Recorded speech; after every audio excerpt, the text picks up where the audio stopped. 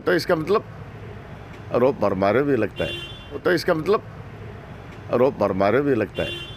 मैं तो मेरा दामन साफ रखने के लिए कहा था, जो एस्टिमेट बने वो वास्तविक एक्चुअल रेट हो, जो आपकी नहीं करते, ये दबाव में रहते हैं और काफ़ी बार इनके मीटिंगों के अंदर ऊंचे नहीं चले तब ये जाकर खर्च होते हैं। तो कलेक्ट्रेट हनुमानगढ़ में डीएमएफटी की गवर्निंग काउंसिल की हुई है बैठक। समग्र शिक्षा अधिकारी के ऊपर कलेक्टर को आया गुस्सा। पहले आपको वह दृश्य दिखाते हैं कि किस प्रकार कलेक्टर ने समग्र शिक्षा अधिकारी को डांटते हुए सही समय पर कार्य करने का दिया निर्देश। सुनिए। बराबर में क्या दिक्कत है? आप लोग क्यों बिलो करवा रहे हैं? किसी तारीख को वर्क ऑर्डर दोगे आप?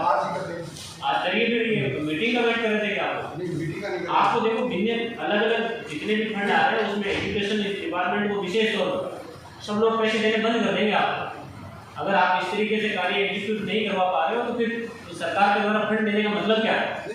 दरअसल इस योजना के तहत जिस एजेंसी को निर्माण कार्यों के लिए राशि आवंटित की जाती है वे समय से कार्य आरंभ नहीं करते हैं और सही समय पर उसको पूरा नहीं करते हैं। इसीलिए विधायक धर्मेंद्र मोची और बलवान पूनिया ने भी अधिकारियों को निर्देश दिए हैं कि उनके द्वारा जो अभिशंसा की जाती है उसका कार्य समय पर होना चाहिए। आइए आपको सुनाते हैं कि इस मौके पर धर्मेंद्र मोची ने क्या कहा है, सुनिए।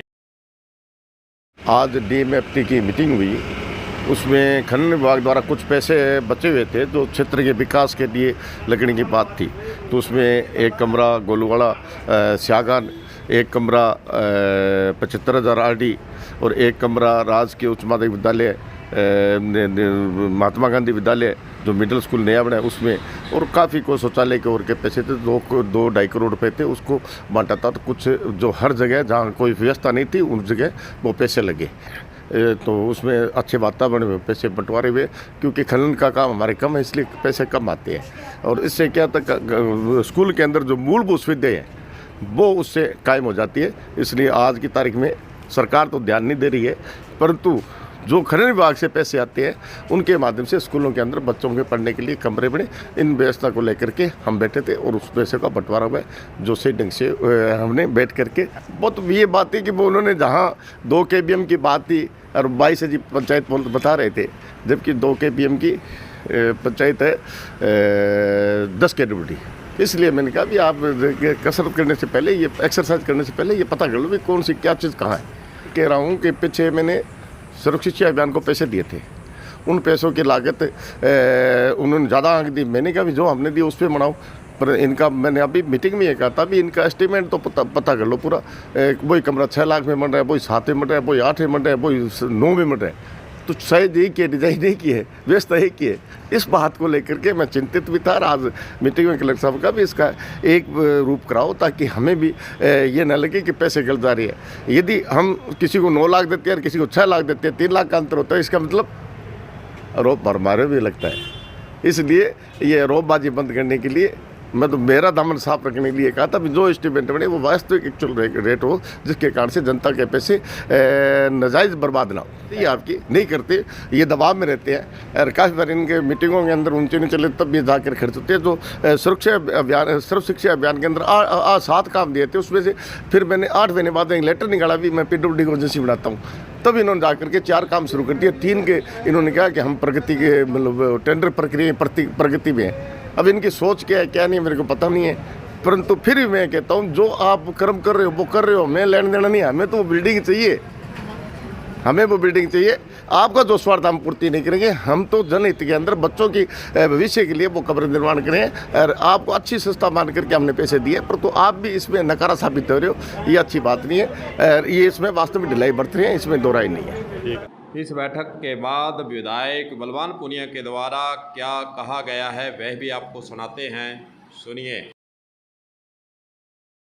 डीएमएफटी की बैठक हुई है जिसमें ज़िले में स्कूलों में कमरे, बच्चियों के स्कूलों में शौचालय, खेल मैदान, आंगनबाड़ी के विभिन्न प्रस्ताव पारित हुए। कुछ ज़्यादा टूटी हुई सड़क के प्रस्ताव भी पारित हुए, स्कूलों में कमरे बनाने के प्रस्ताव भी पारित हुए। ज़िले में डीएमएफटी के करीब 2 करोड़ 55 लाख रुपए थे, जिनको समानुपात में पूरे ज़िले की विभिन्न विधानसभा क्षेत्रों में बांटे गए। 2 CVSC मशीन, एक गोगामेडी और एक मेगाना में भी दी गई है, जो नई CHC बनी है, जिससे सारी जांचें मुख्यमंत्री निःशुल्क जांच की उसमें काम होंगे।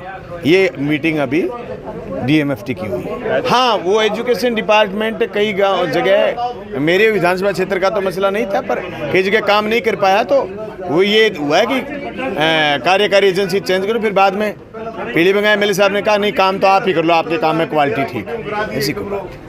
आपको यह भी बताना चाहेंगे कि विधायक चौधरी विनोद कुमार के द्वारा समग्र शिक्षा हनुमानगढ़ एजेंसी को राजकीय उच्च प्राथमिक विद्यालय 24 ASP में 2 कमरा कक्ष और बरामदा का निर्माण 9,80,000 रुपये तथा राजकीय प्राथमिक विद्यालय 4 ARW में कक्षा कक्ष और एक शौचालय निर्माण के लिए 6,30,000 रुपये की प्रशंसा की गई और फरवरी में राशि भी आवंटित कर दी गई। लेकिन समग्र शिक्षा अभियान के अधिकारियों के द्वारा अक्टूबर माह तक कार्य भी शुरू नहीं किया गया है। कहीं ना कहीं इसमें ढिलाई बरती जा रही है। समग्र शिक्षा अभियान के अधिकारियों के द्वारा इस प्रकार जो कार्य शुरू नहीं किया गया, इसीलिए आज बैठक के अंदर नाराजगी अधिकारियों को सहनी पड़ रही है। वहीं दूसरी ओर जो रिपोर्ट पेश की गई है उसके अंदर यह अंकन किया गया है कि समग्र शिक्षा अभियान के द्वारा 2 कार्यों को इस माह के अंदर भी शुरू नहीं किया है। आज की बैठक में यही चर्चा का विषय रहा कि जिन एजेंसियों को राशि आवंटित की गई है, निर्माण कार्य करवाने हैं, वे समय रहते निर्माण कार्य करवाएं। इसी के निर्देश कलेक्टर के स्तर से भी अधिकारियों को दिए गए हैं।